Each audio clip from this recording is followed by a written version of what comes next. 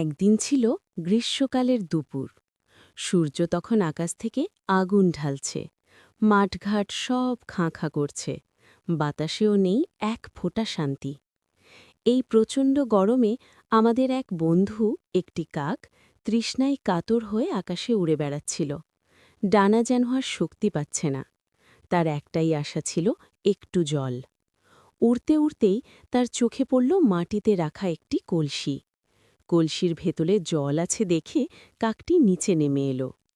কাছে এসে তার মনটা ভেঙে গেল। জল আছে, কিন্তু অনেক নিচে। ছোট্ট ঠোঁট দিয়ে কিছুতেই জলের নাগাল পাওয়া যাচ্ছিল না। এত কাছে জল, অথচ খাওয়া যাচ্ছে না। কাকটি কিছুক্ষণ হতাশ হয়ে কলসির দিকে তাকিয়ে রইল, কিন্তু সে হাল ছাড়ল না। হতাশ না হয়ে কাকটি মাথা ঠান্ডা করল।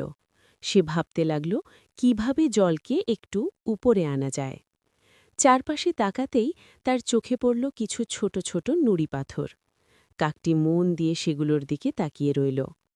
হঠাৎ কাকটির মাথায় একটি বুদ্ধি এলো। এই নুড়িগুলোই কাজে লাগানো যেতে পারে। কাকটি উপায় বুঝে গেল। যেমন ভাবা তেমন কাজ। কাকটি একটি নুড়ি মুখে তুলে সাবধানে কলসির ভেতরে ফেলে দিল। তারপর আরেকটি নুড়ি, তারপর আরও একটি। প্রতিটি নুড়ির সাথে সাথে জল একটু একটু করে উপরে উঠতে লাগল।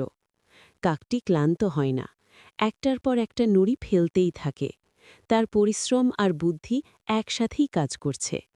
অবশেষে জল উঠে এলো কলসির মুখে। আর কয়েকটি নুড়ি ফেলার পর জল একেবারে সামনে চলে এলো।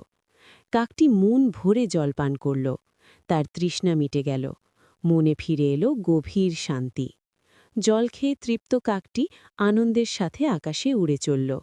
বুদ্ধি আর ধৈর্য দিয়ে চেষ্টা করলে সবচেয়ে কঠিন সমস্যারও সমাধান করা যায়।